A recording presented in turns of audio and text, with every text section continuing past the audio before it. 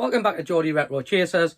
Welcome back to my top 25 NES titles, 20 to 15.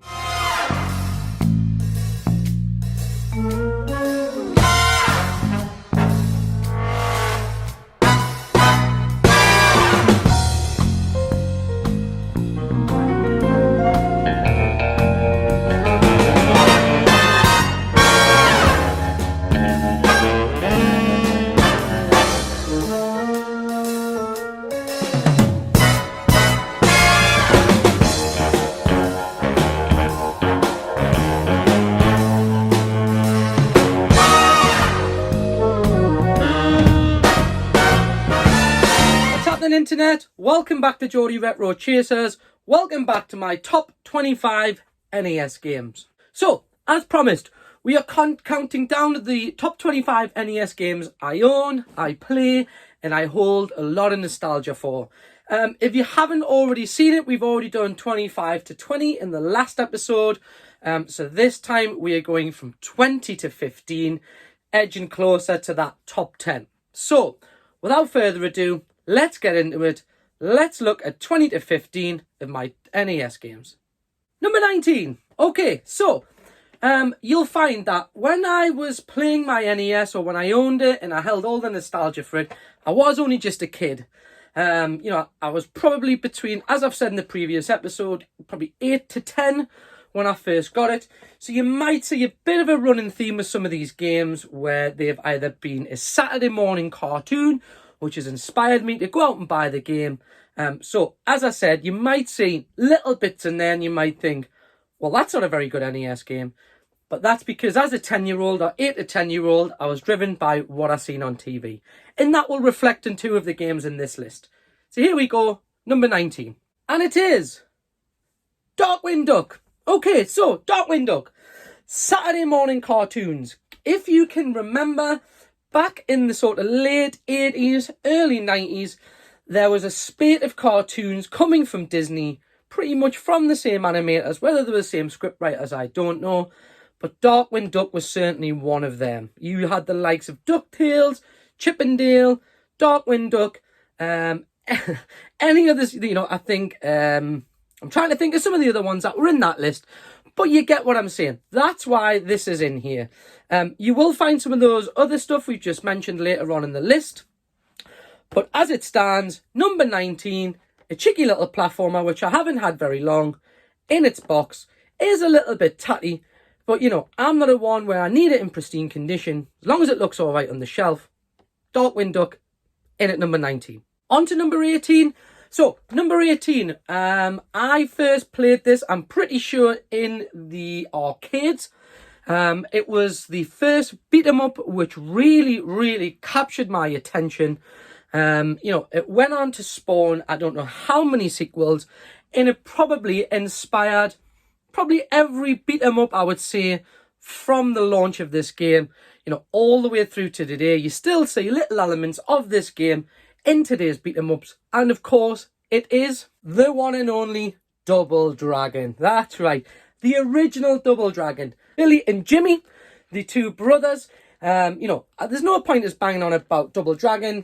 If you're a follower of this channel, or you've played games before, I'm pretty sure at some point in your life you'll have picked up Double Dragon, or you'll have certainly pumped a 10p into it in the arcade. The original and the king, or the original king of the beat-em-ups, in at number 18, it is Double Dragon, the original. Number 17. Again, this was a Saturday morning cartoon. It was the first time I had almost seen educational, or certainly stuff that helps you learn and become a better person, and rolled into cartoons. So basically this cartoon carried a message behind it, and that message was to look after and save our planet. Hopefully from that little description you might be able to guess what it is. Captain Planet and the Planeteers. To be honest with you, the only reason I actually enjoyed playing this game, it's not actually that very good of a game. It hasn't aged very well. It's definitely not one of the better platformers you'll find on the NES system. But as an 8 to 10 year old, really impressionable, just wanted to, emulate the heroes and the characters that I would see on television in cartoons on a Saturday morning, and nothing come close to Captain Planet and the Planeteers. So Captain Planet and the Planeteers is in at number 17. If you haven't played this, has it aged very well? As I've just said, probably not. There are much better platformers on the system, which we're bound to cover better platformers than this. But if you're a fan of the franchise and you're a fan of the cartoon, it's definitely worth picking up. Definitely worth having a look out for. As far as value is concerned, I don't know what it's valued at now, because we've had this one quite a while. But just in at number 17, Captain Planet and the Planeteers. Okay, guys, so we are rattling through these. We've just done number 17.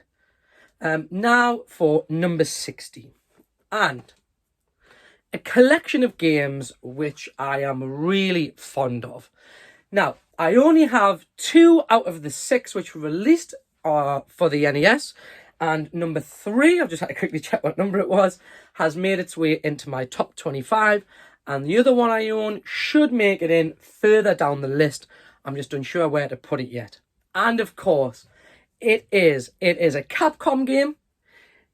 It is a franchise everyone will know, everyone recognizes, everyone should own a copy of at least one of the games. In fact, I'm pretty sure for the Switch, you can buy the entire collection from the Nintendo store. And that title is Mega Man. And in particular, this one is Mega Man 3. I only have, I think, 2 and 3 in my collection. So keep your eyes peeled, because you're bound to see number 2 further down the list somewhere. But as far as platform action is concerned, in my humble opinion, these are some of the greatest games you can pick up and play. If you haven't got an NES system where, these games do now hold their value particularly well, so finding them complete is generally quite a pricey exercise. I was going to buy one for the Game Boy, boxed off a good friend of mine, you know who you are, and it was a little bit out of my price range. Well, not out of my price range, but I thought just a little bit expensive for a Game Boy game. But that tells you just how sought after these are and how well thought out the Mega Man series is, because of the value they hold. They're definitely not a rare set of games, but they are most definitely highly in demand. Hence why it drives the price through the roof. So, in at 16, it is Mega Man 3 and his journey. So honestly, guys, if you've never played a Mega Man, get out there, grab yourself a copy. Awesome. Okay, guys, number 15 and our last entry into this video. So, if you have followed my channel and you know a little bit of background, which I've explained before, of my life, you'll know my dad, or one part of my parenting crew, were involved in amusement arcades when I was a kid. Hence my love of video games and everything related. I remember, now, did I play this in the arcade first, or did I play it on the NES? I really can't remember.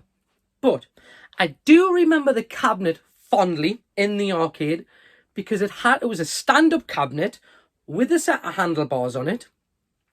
And the game I'm about to talk about, it will probably bring memories flooding back to people who were from, the same generation as me.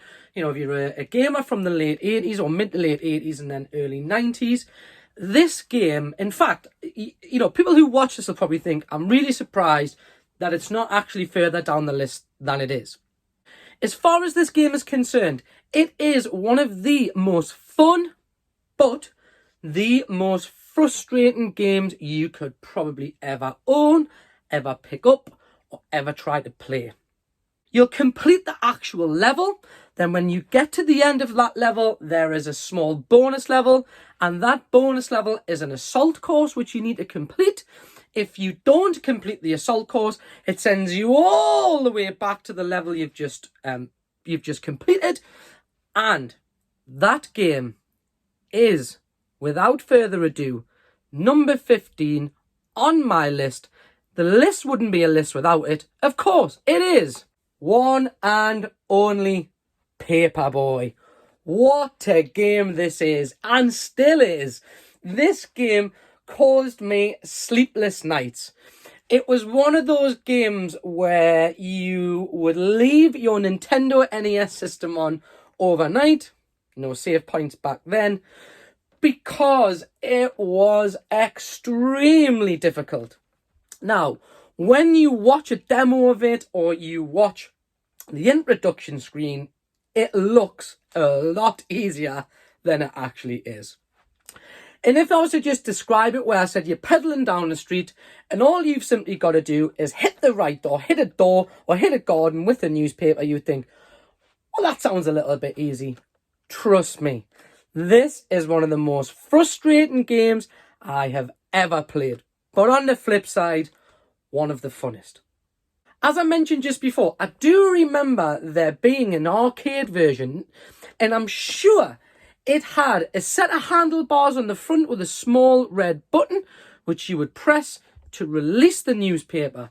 You know, again, put it in the comments below if you can remember such a cabinet, or am I just having a bit of a meltdown, you know, in my old age? Am I just having a bit of a meltdown or a bit of a brain fart?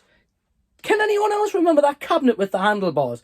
I'm pretty sure along the line somewhere in the amusement arcades, I came across a Paperboy cabinet. But in at number 15, and the last one on my list for today, of course, it is a true and utter classic. It is a one I still pick up and play today. And it still makes us want to throw the control pad against the TV. And of course, he is Paperboy. Alright guys, that is it. That is the next 5 done on my NES list. Can I ask you to do 2 things for me, please?